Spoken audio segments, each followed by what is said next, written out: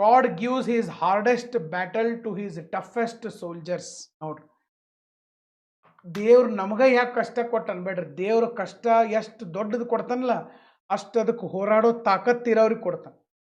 ತಾಕತ್ತಿರೋರ್ಗೆನೆ ಆ ಕಷ್ಟಗಳನ್ನ ಕೊಡ್ತಾನೆ ದೇವ್ರು. ಯಾಕಂದ್ರೆ ಅವ್ರು ಹೋರಾಡೋ ಸಾಮರ್ಥ್ಯ ಅವ್ರ ಕಡೆ ಐತಂತೆ. ಅದಕ್ಕಾಗಿ ನಮಗೆ ಯಾಕೆ ಕಷ್ಟ ಬಂತು, ಅವಂಗೆ ಯಾಕೆ ಬರಲಿಲ್ಲ, ಇವ್ರಿಗೆ ಯಾಕೆ ಬರಲಿಲ್ಲ, ಅವ್ರಿಗೆ ಯಾಕೆ ಬರಲಿಲ್ಲ ಅಂತಂದ್ರೆ ಅವ್ರಿಗೆ ಅದನ್ನ ಎದುರಿಸೋ ಸಾಮರ್ಥ್ಯ ಇಲ್ಲ, ನಮಗೈತಿ, ಅದಕ್ಕೆ ಬಂದೈತಿ. ಮತ್ತು ಮನುಷ್ಯ ಮುಂದೆ ಹೋಗತ್ತಾನಂದ್ರೆ ಸಾಮರ್ಥ್ಯ ಡೆವಲಪ್. ಒಬ್ಬ ಮನುಷ್ಯ ಮುಂದೆ ಹೊಂಟಾನಂದ್ರೆ ಕಷ್ಟಗಳು ಬರಬೇಕು, ಕಷ್ಟಗಳನ್ನು ಎದುರಿಸ್ಬೇಕು, ಮೆಟ್ಟಿ ನಿಲ್ಬೇಕು. ಅವಾಗನ ಸಾಮರ್ಥ್ಯ ಅಭಿವೃದ್ಧಿ ಆಗ್ತದೆ. ಕಷ್ಟಗಳ ಬರಲಿಲ್ಲ ಅಂದ್ರೆ ಸಾಮರ್ಥ್ಯನ ಅಭಿವೃದ್ಧಿ ಆಗೋದಿಲ್ಲ. ಓಕೆ, 2 ಗಿಡ ಹಚ್ಚಿದ್ರಂತ, 2 ಗಿಡ. ಓಕೆ, ಒಂದು ಗಿಡಕ್ಕೆ ದಿನಲ್ಲೂ ಮಸ್ತ್ ಗೊಬ್ಬರ ಗಿಬ್ಬರ ನೀರು ಹಾಕಿ ಬೆಳೆಸಿದ್ರಂತ.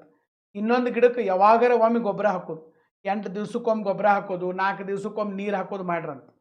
ಆ ಚಂದಂಗೆ ಗೊಬ್ಬರ ಹಾಕಿದ್ದು ಮರ ಬೆಳೆದು ಭಾರಿ ಸಾಲಿಡ್ ಆತಂತ. ಇದು ಅಗದಿ ಸಣಕಳಾಗಿ ಬೆಳೆದಿತ್ತಂತ. ಒಂದು ದಿವಸ ಜೋರ್ಲೆ ಚಂಡಮಾರುತ ಬಂತು.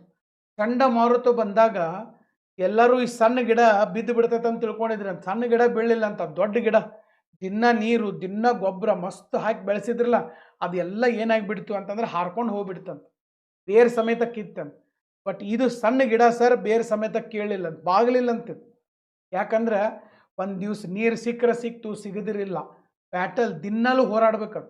ನೀರು ಸಿಗಲಿಲ್ಲ ಅಂದ್ರೂ ಕೂಡ ನೀರು ಸಿಗಬೇಕಪ್ಪ ಅಂಥೇಳಿ ಬೇರುಗಳ ಆಳಕ್ಕೆ ಹೋಗಿ ಹೋಗಿ ನೀರು ತರ್ತಿದ್ವು ಅಂತ. ಹಿಂಗಾಗಿ ಬೇರುಗಳು ಭಾಳ ಆಳಕ್ಕೆ ಹೋಗಿ ಗಟ್ಟಿಯಾಗಿಬಿಟ್ಟಿತ್ತು ಗಿಡ. ಚಂಡಮಾರುತ ಬಂದರೂ ಅಗಳಾಡಲಿಲ್ಲ ಅಂತ. ಅದಕ್ಕೆ ಯಾರು ದಿನ ಕಷ್ಟಗಳನ್ನು ಎದುರಿಸ್ತಾರ ಅವ್ರಿಗೆ ಸಾಮರ್ಥ್ಯ ಹೆಚ್ಚಾಗ್ತದೆ. ಕಷ್ಟನ ನೋಡ್ರಂಗಿಲ್ಲಲ್ಲ, ಅವ್ರಿಗೆ ಸಾಮರ್ಥ್ಯ ಹೆಚ್ಚಾಗೋದನ್ನ ಇಲ್ಲ. ಇವತ್ತಿನ ನಮ್ಮ ವಿದ್ಯಾರ್ಥಿಗಳಿಗೆ ಸಾಮರ್ಥ್ಯ ಬೆಳೆಸ್ಕೋಬೇಕು, ಕಷ್ಟಗಳನ್ನು ಎದುರಿಸಿ ನಿಮ್ಮ ಸಾಮರ್ಥ್ಯ ವೃದ್ಧಿ ಮಾಡ್ಕೋಬೇಕು. ಯಾಕಂದ್ರೆ ಇವತ್ತಿನ ತಂದೆ ತಾಯಿಗಳು ಮಕ್ಕಳಿಗೆ ಏನೂ ಕಷ್ಟ ಆಗದಂಗೆ ಬೆಳೆಸಾಕತ್ತಾರೆ. ಹಿಂಗಾಗಿ ಏನಾಗೈತಪ್ಪ, ಸಾಮರ್ಥ್ಯ ಬೆಳೆದಿಲ್ಲ ಅವ್ರ ಕಡೆ. ಆ ಸಾಮರ್ಥ್ಯ ಬೆಳಿಬೇಕಂದ್ರೆ ಕಷ್ಟಗಳನ್ನು ನಾವು ಎದುರಿಸ್ಬೇಕು. ಯಾರು ಬಡತನ ನೋಡಿರ್ತಾರ, ಯಾರು ಹಸಿವು ನೋಡಿರ್ತಾರ, ಅಲ್ಲಿ ಮಾತ್ರ ಸಾಮರ್ಥ್ಯ ವೃದ್ಧಿ ಆಗ್ತದೆ. ಓಕೆ, ನನ್ನ ಪಾಯಿಂಟ್ ಅರ್ಥ ಆಗಿದೆ ಅಂತ ನಾನು ಭಾವಿಸ್ತೇನೆ.